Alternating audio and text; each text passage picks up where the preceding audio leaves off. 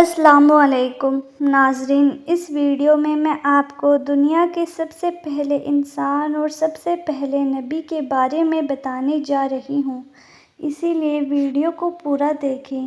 Video پسند آئے تو ویڈیو کو لائک کریں اور چینل کو بھی سبسکرائب کریں۔ حضرت آدم علیہ السلام اللہ کے سب سے پہلے نبی اور پیغمبر ہیں، جنہیں اللہ پاک نے خود اپنے ہاتھوں سے بنایا تھا اور دنیا کے سب سے پہلے انسان بھی ہیں۔ آدم علیہ السلام کا ذکر قرآن پاک میں 19 بار آیا ہے، اور جب اللہ تعالیٰ نے دنیا کو آباد کرنے کا ارادہ کیا تو اس نے فرشتوں سے کہا، میں دنیا میں اپنا ایک نائب یعنی خلیفہ بنانا چاہتا ہوں۔ فرشتوں نے کہا، اللہ تو دنیا میں ایسے شخص کو نائب بنانا چاہتا ہے جو دنیا میں خون خرابہ اور فساد کرتا پھرے۔ ہم تیری تعریف کرنے کے ساتھ تیری تسبیح اور پاکی بیان کرتے رہتے ہیں۔ اللہ نے فرشتوں سے کہا، جو میں جانتا ہوں وہ تم نہیں جانتے۔ فرشتوں نے جنوں کی ایک ایسی مخلوق بھی دیکھی جس میں عقل کم تھی۔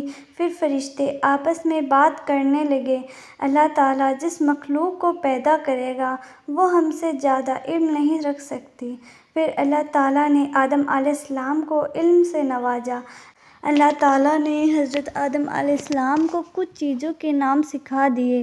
پھر آدم علیہ السلام کو فرشتوں کے سامنے پیش کیا اور فرشتوں سے فرمایا، اگر تم سچے ہو تو مجھے ان کے نام بتاؤ۔ پھر فرشتوں نے کہا کہ تو پاک ہے، جتنا علم تو نے ہم کو بخشا ہے اس کے سوا ہم کو کچھ بھی معلوم نہیں۔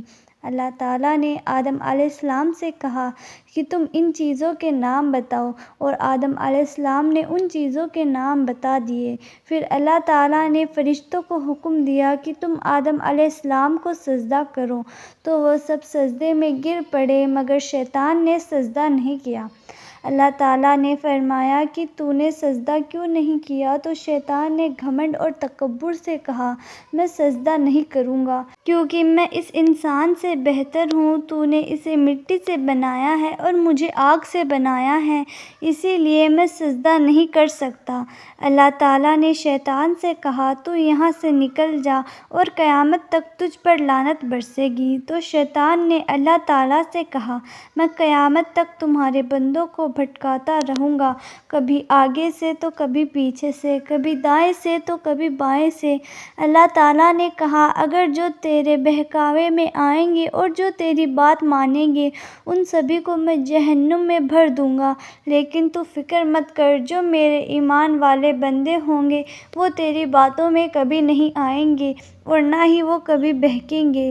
اسی لیے ہم سب کو اللہ سے دعا کرنی چاہیے کہ اللہ مرتے دم تک ہمیں ایمان میں رکھے۔ جنت میں سبھی نعمتیں تھیں، اس کے باوجود بھی آدم علیہ السلام خود کو اکیلا محسوس کرتے تھے، اسی لیے اللہ پاک نے حوا علیہ السلام کو بنایا۔ اللہ تعالیٰ نے حضرت آدم علیہ السلام سے کہا کہ تم اور تمہاری بیوی جنت میں رہو اور جہاں سے چاہو کھاؤ پیو، مگر ایک خاص درخت کے متعلق حضرت آدم علیہ السلام کو منع کر دیا گیا کہ اس کے قریب بھی نہ جانا ورنہ تم بھی ظالموں میں سے ہو جاؤ گے۔ اس طرح اللہ تعالیٰ نے حضرت آدم علیہ السلام کا امتحان لیا کہ دیکھیں یہ میرا کہنا مانتے ہیں یا بھول جاتے ہیں اور شیطان کے بہکاوے میں آ جاتے ہیں۔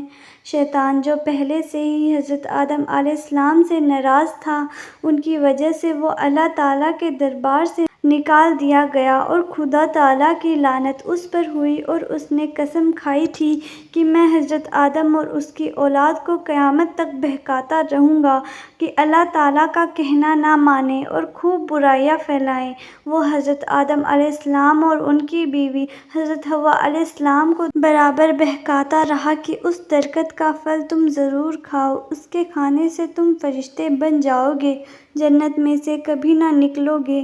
آخر ایک دن حضرت آدم علیہ السلام اور ان کی بیوی حضرت حوا بھول سے شیطان کے بہکاوے میں آ گئے اور درخت کا پھل کھا لیا، لیکن پھل کھاتے ہی دونوں ستر کھل گئے اور جنت کا لباس ان کے بدن سے غائب ہو گیا اور وہ جنت کے پتوں سے اپنے بدن کو چھپانے لگے۔ اللہ تعالیٰ نے حضرت آدم علیہ السلام سے کہا کہ میں نے کہہ دیا تھا کہ اس درخت کے پاس کبھی نہ جانا اور شیطان کے کہنے میں نہ آنا، وہ تمہارا دشمن ہے۔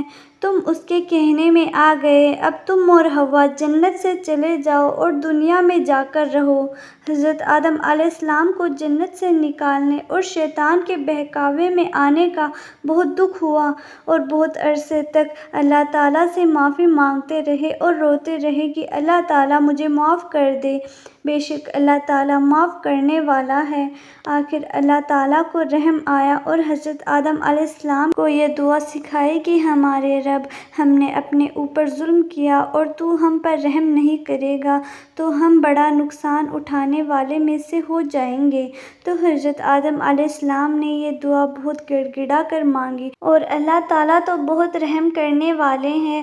جب کوئی بندہ گناہ کر لیتا ہے اور سچے دل سے توبہ کر لیتا ہے کہ اللہ یہ گناہ تو مجھ سے غلطی سے ہو گیا، آئندہ ایسا نہیں کروں گا، تو وہ معاف کر دیتے ہیں۔ چنانچہ حضرت آدم علیہ السلام کو بھی اللہ تعالیٰ نے معاف کر دیا اور پھر کہا کہ تم اور تمہاری اولاد دنیا میں رہو اور یہ بات یاد رکھو کہ جب میری طرف سے کوئی نبی علیہ السلام میری ہدایت لے کر تمہارے پاس آئے تو تم اس کا کہنا مانو۔